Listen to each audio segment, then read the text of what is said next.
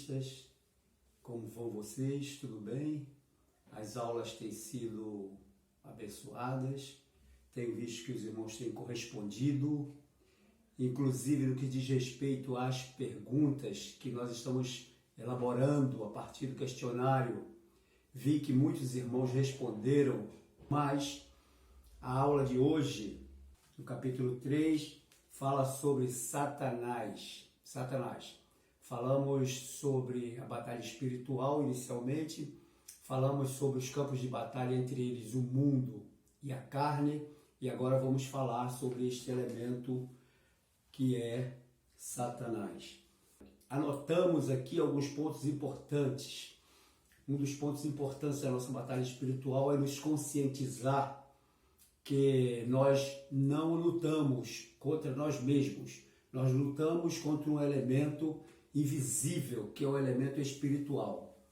E o apóstolo São Paulo, escrevendo aqui na carta aos Efésios, no capítulo 6, versículo 12, como temos citado normalmente, ele fala: porque não temos que lutar contra a carne e o sangue, mas sim contra os principados, contra as potestades, contra os príncipes das trevas deste século, contra as hostes espirituais da maldade nos lugares celestiais. Isso está registrado por Paulo na sua epístola aos Efésios, capítulo 6, versículo 12.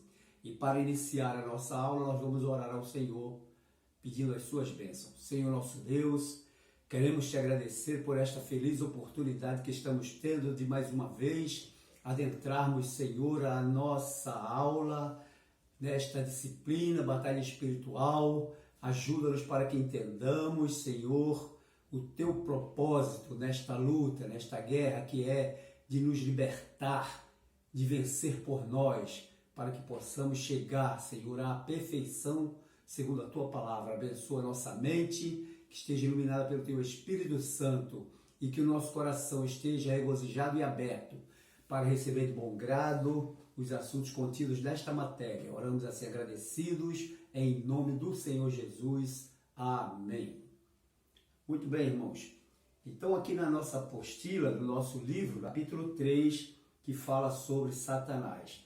Mas antes nós queremos fazer outras considerações quando nós falamos de guerra, de batalha. O que é guerra? Guerra, nós já falamos inicialmente nas nossas aulas, mas o que é guerra? Guerra é um confronto sujeito a interesses da disputa entre dois ou mais grupos distintos de indivíduos, mais ou menos organizados, utilizando-se de armas para tentar derrotar o adversário. Então, a guerra é isso aí. Quando nós trazemos para a nossa disciplina, é uma guerra espiritual, que é um confronto, né? Um confronto ou quase como uma disputa entre as forças do mal e as forças do bem, forças do mal liderada por Satanás, as forças do bem que vêm diretamente de Deus e que são forças organizadas. Não é? Nós temos que ter isso em mente, forças organizadas.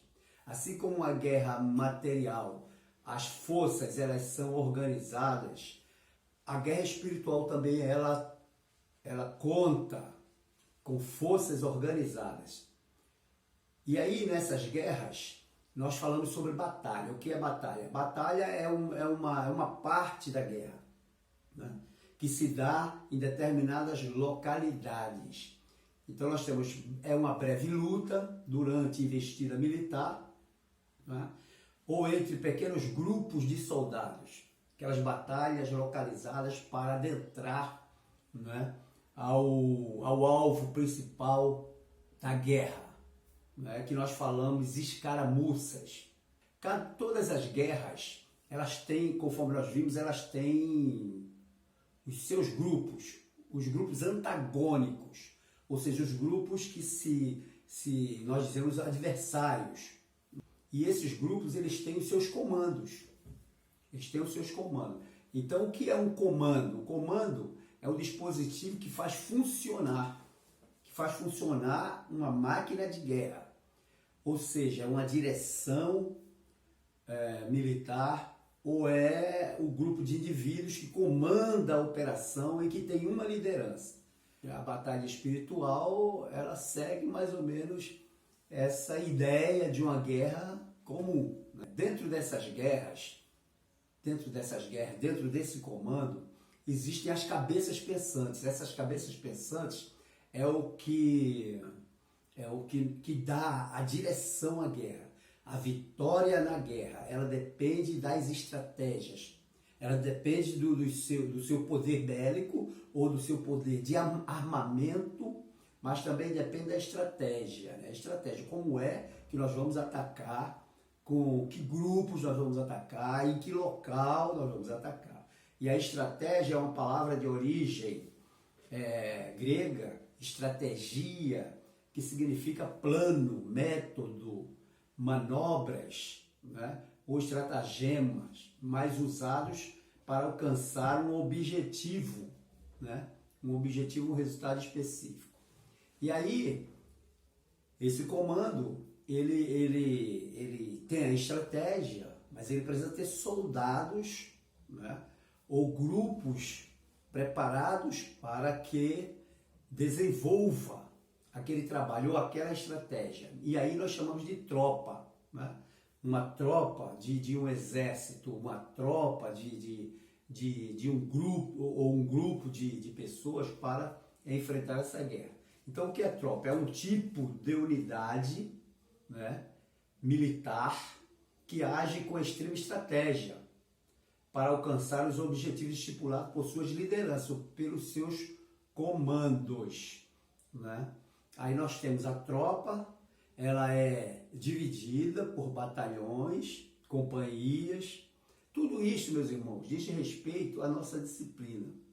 E aí nós estamos também nos baseando numa guerra comum, fazendo uma analogia, né, para poder a gente entender perfeitamente essa guerra. Nessa guerra, além de todos esses conhecimentos que nós temos que ter uma cadeia de comando, ou seja, uma hierarquia. Que hierarquia? Hierarquia é a pessoa saber se colocar na sua posição dentro daquela estratégia, sob liderança do seu comandante, para enfrentar obedientemente a esse momento de batalha. Então a hierarquia normalmente é algo a ser seguido por todos os integrantes da força. Você tem a hierarquia, né, que é a escala de comando, e você tem a disciplina. É você saber, o soldado, no caso, saber, né, saber qual o momento certo de agir baseado na doutrina que recebeu do seu comando, disciplina. A disciplina, ela tem origem no termo latim, que é uma doutrina, né, ou instrução de uma pessoa, especialmente no campo da moral. Quer dizer, ele por si mesmo ele é disciplinado, ele obedece. Agora, para você compor um batalhão ou participar de uma batalha, você precisa ser alistado. Né? O apóstolo Paulo fala sobre isso, que nós fomos alistados. Em 2 Timóteo, segunda epístola a Timóteo de Paulo, no capítulo 2, versículo 4, ele diz assim, ninguém que milita se embaraça com negócios desta vida a fim de agradar aquele que o alistou para a guerra. Então nós estamos numa batalha, fomos alistados para essa batalha ou para essa guerra e nós precisamos agradar aquele que nos chamou, aquele que nos alistou para essa guerra. Se ele nos alistou e ele nos chamou para essa guerra, porque ele viu em nós a capacidade de obedecer, de ser disciplinado e de saber usar as armas as quais ele colocou à disposição. Então ele diz assim, ninguém que milita, ou ninguém que trabalha, ninguém que luta, se embaraça com o negócio desta vida. Então, a partir do momento que você está numa guerra, você agora deixa tudo de lado e o seu objetivo é a guerra, é a batalha e é vencer. E é vencer. Ninguém vai para uma guerra com o pensamento de perder.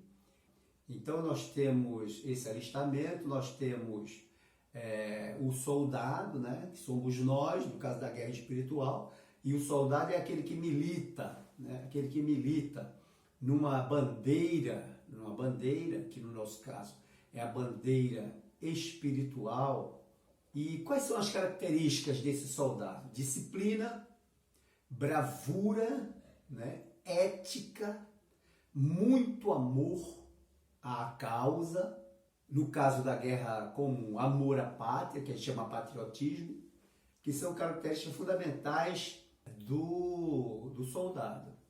Agora, numa guerra, nós temos uma regra básica, uma regra de ouro da guerra. Qual é essa regra?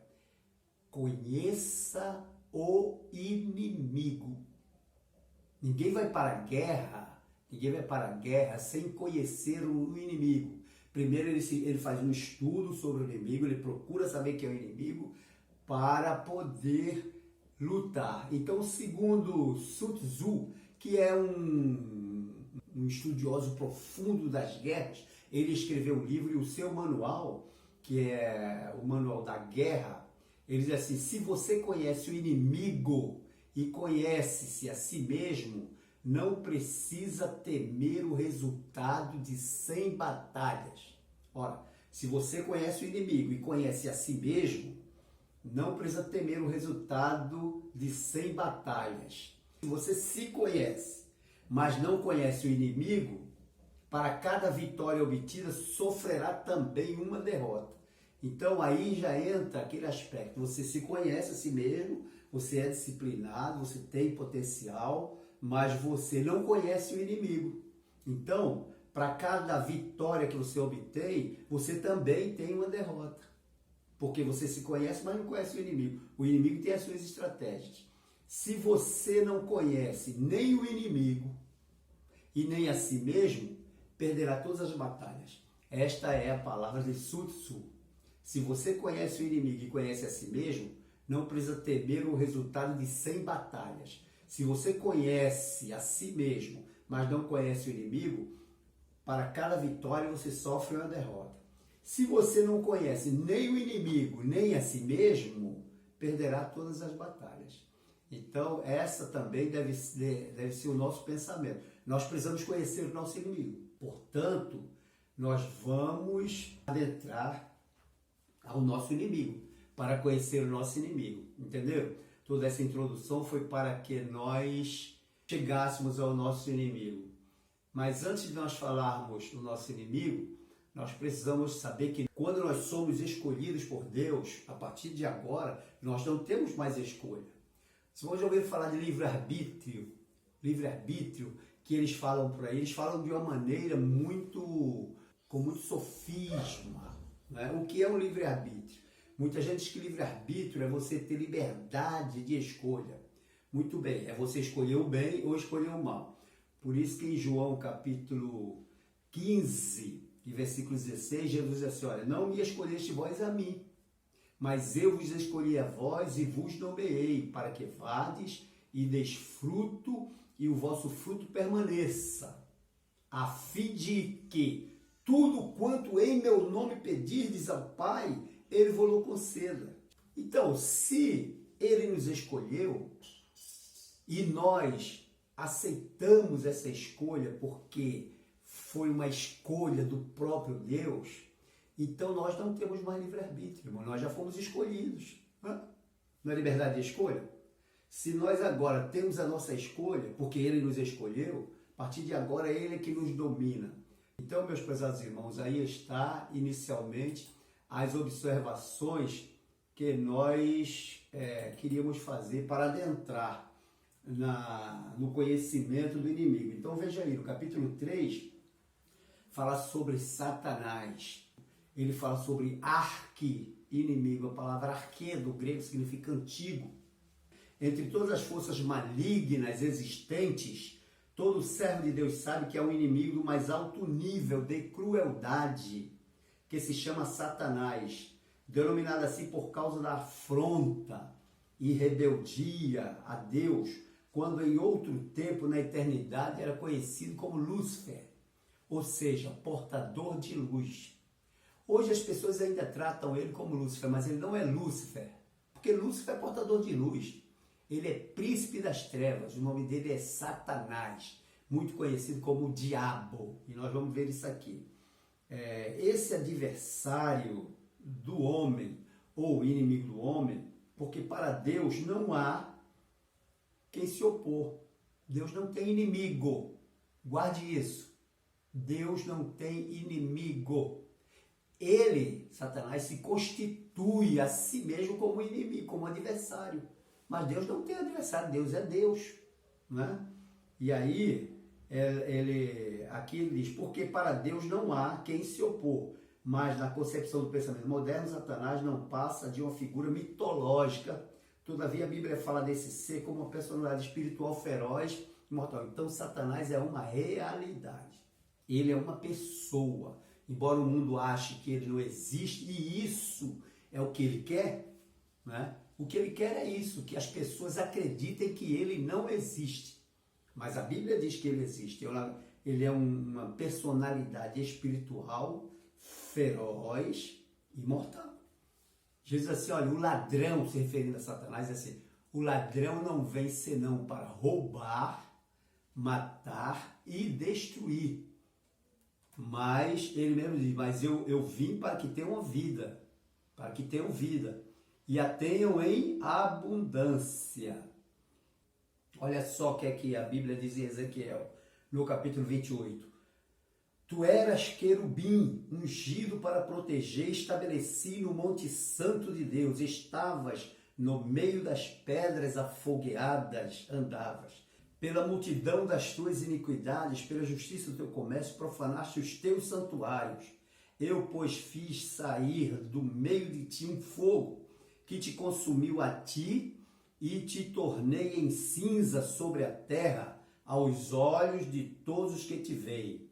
Todos os que te conhecem entre os povos estão espantados de ti, em grande espanto te tornaste e nunca mais serás para sempre. Isso aqui é uma analogia que é feita com relação ao rei de Tiro, quando Ezequiel faz uma comparação do rei de Tiro e o rei de Babilônia, que eles exerciam uma influência muito grande no mundo de então e causava problemas terríveis, mas era riquíssimo, era o dominador das terras.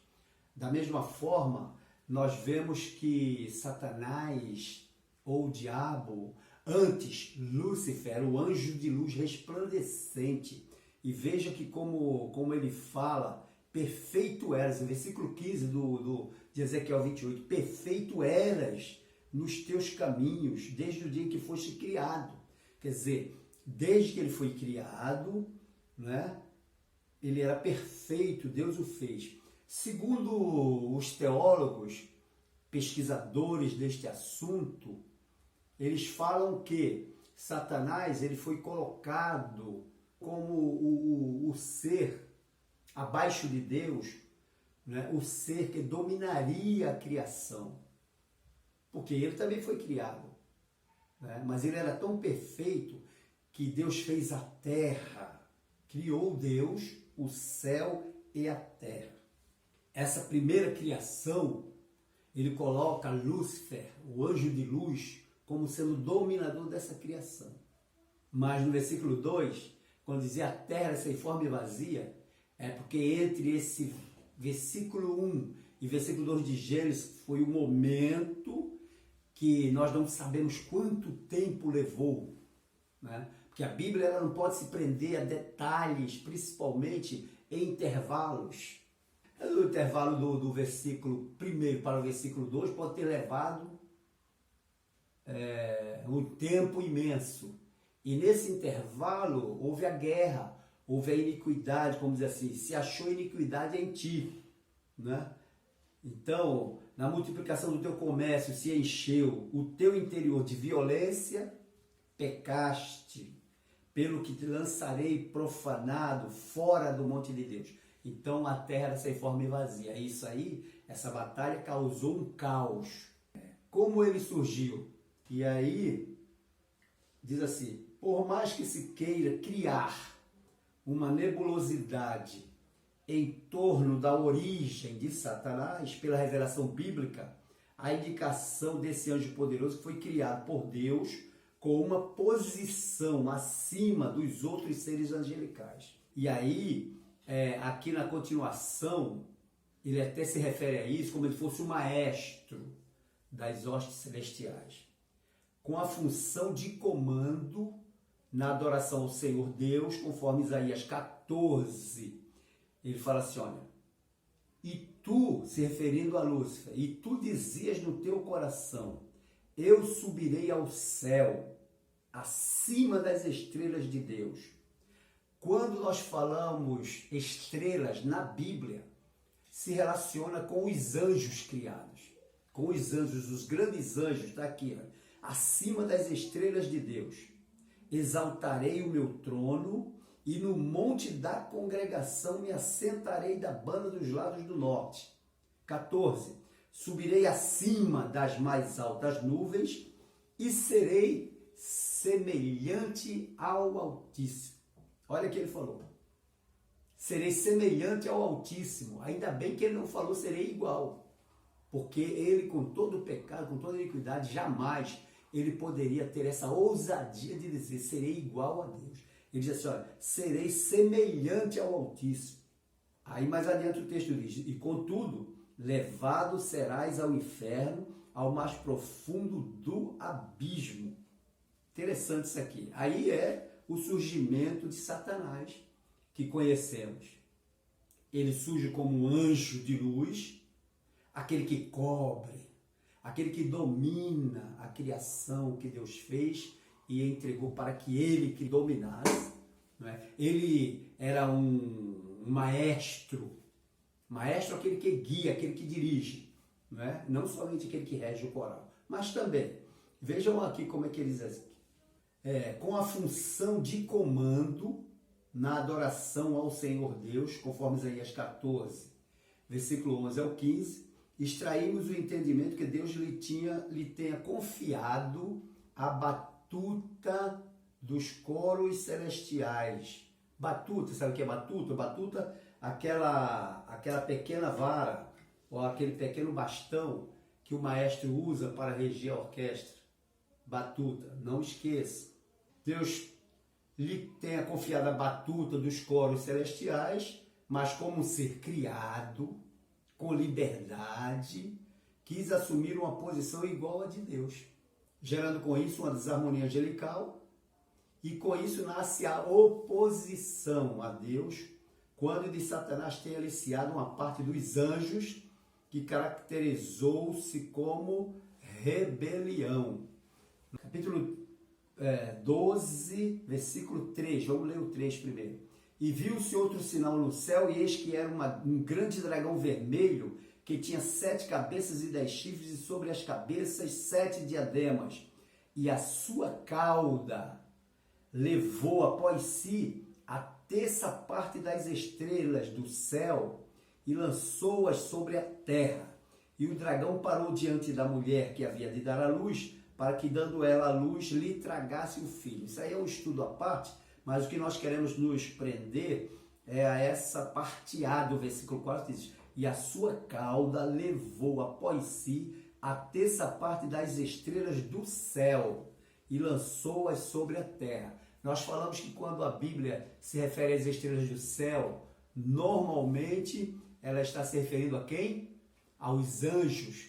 Então uma terça parte dos anjos acompanhou Satanás nesta rebelião. Tá? Então é como se você pegasse o céu com suas miríades de anjos, milhares de anjos, milhões de anjos, e dividisse em 3 partes. E uma dessas partes seguiu a Satanás. É o que nós chamamos de anjos decaídos. E aí a gente vê, conforme está no nosso livro, né, falando sobre essa queda, essa origem de Satanás. Agora vejam bem, mais adiante nós vamos ver os nomes que lhes são atribuídos na Escritura. São muitos os nomes, ele diz assim, é na Bíblia que encontramos os nomes de Deus empregados para termos uma compreensão da natureza do Criador. Nós vemos também na Bíblia nomes atribuídos a Deus. Eles são para manifestarem, né, para nós termos uma compreensão da natureza de Deus. Como Satanás pousa de imitador, veja bem, Satanás é o imitador, né? Ele não quis ser semelhante, ele quis imitar. Subirei às mais altas nuvens, estabelecerei o meu trono, serei semelhante ao Altíssimo. Entrou no seu íntimo, né, no seu pensamento, a ambição de se tornar semelhante a Deus. Então, os nomes, como Satanás pousa de imitador do Senhor Deus, tem ele também nomes e títulos. Né? Porém, pela sua malignidade, assume identidades que só a ele mesmo pertencem. Nas Escrituras Sagradas, que encontramos que, segundo estudiosos, são mais de 30 características de sua personalidade espiritual. Então, de acordo com os estudiosos, são mais de 30 nomes ou características que identificam Satanás. Entre esses nomes está Satanás. A palavra Satanás, que é uma palavra de origem hebraica, que significa adversário, que indica o seu desenfreado orgulho em não aceitar a submissão prazerosa a Deus. E por isso concorre a estar no páreo e se intitular também a grande autoridade, e que se encontra sempre a combater contra os propósitos divinos. Por isso que o Senhor Jesus chama ele de príncipe das trevas, ou da escuridão. Então, o primeiro nome, Satanás. Segundo, príncipe deste mundo. A palavra príncipe é um designativo aplicado ao filho do rei, o herdeiro do trono real, que também pela posição de alta corte dos nobres, tem comando sobre uma região ou um vasto território que ao seu serviço estão os seus súditos. Súditos são aqueles que servem ao rei. Então vejam só, como o príncipe deste mundo, ele domina uma determinada área, né? E tem os seus súditos, aqueles que lhe servem. Aqui tem uma observação, até nós marcamos, é porque ele se acha não um herdeiro, mas sim pela sua armadilha aplicada no Éden a Adão, se intitula o dono da terra.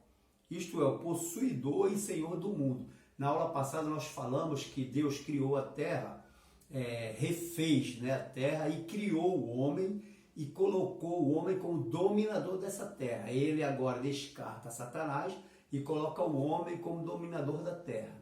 Satanás vem contra esse propósito de Deus e começa a tentar o homem. E ao tentar, consegue derrubar-lhe. E ao derrubar-lhe, ele se assenhoreia, né? Ele assume a posição de dono.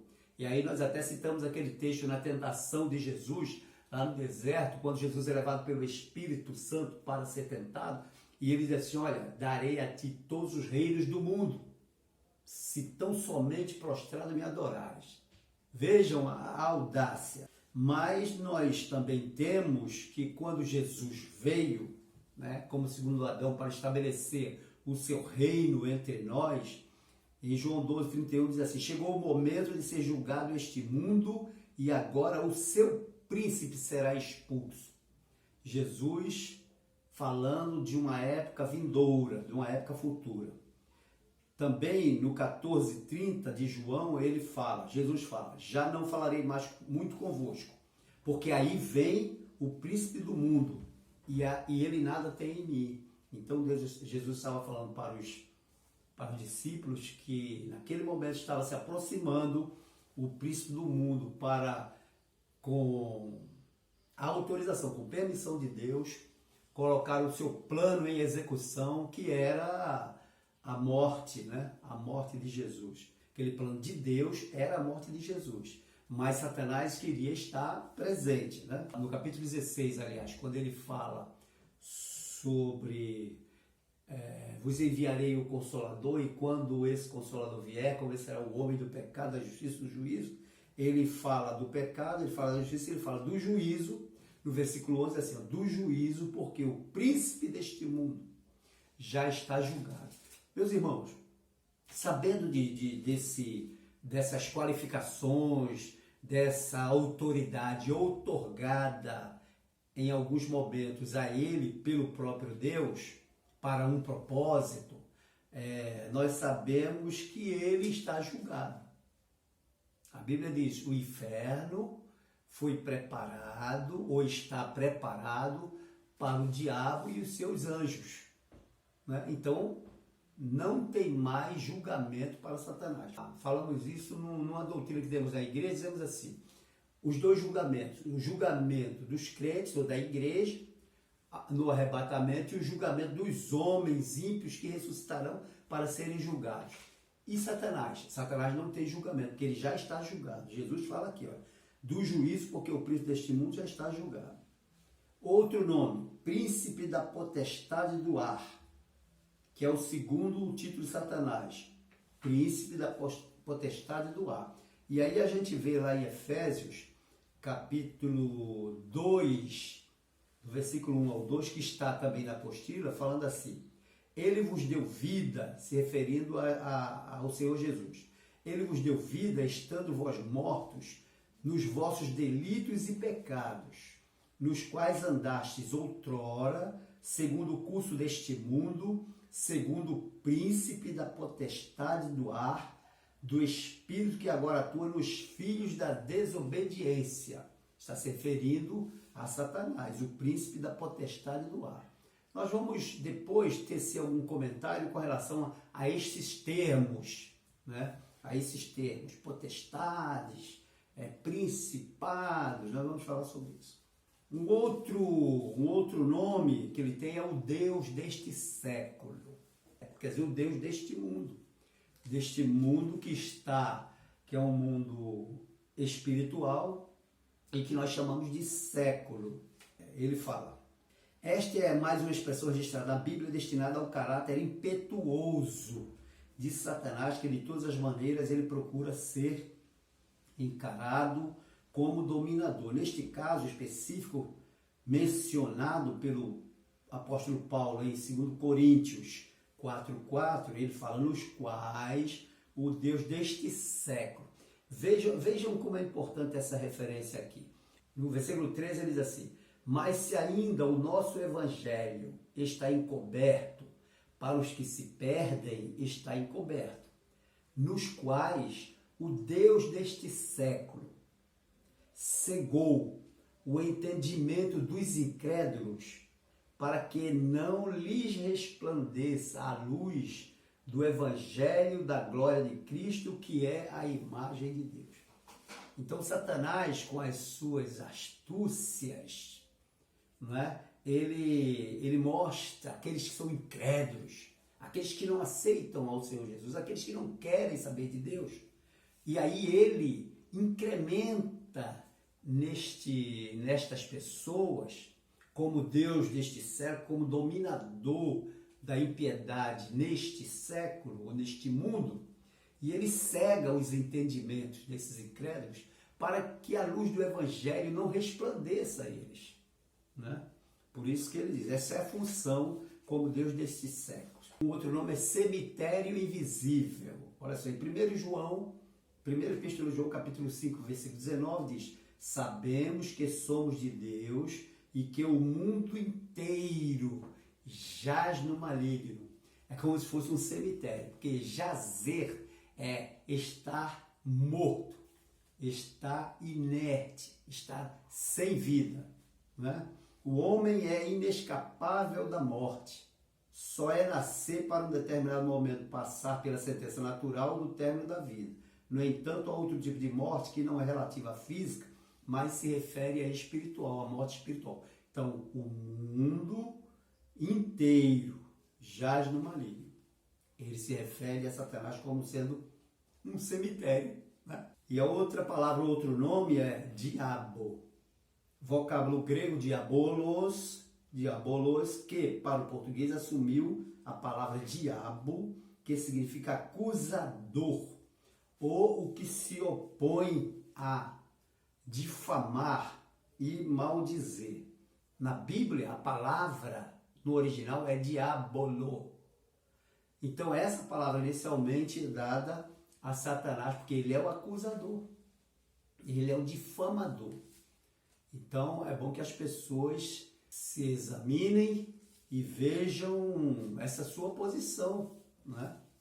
Esta posição, mediante o seu nome, descreve o seu caráter, dominador de ódio e total desprezo às coisas santas.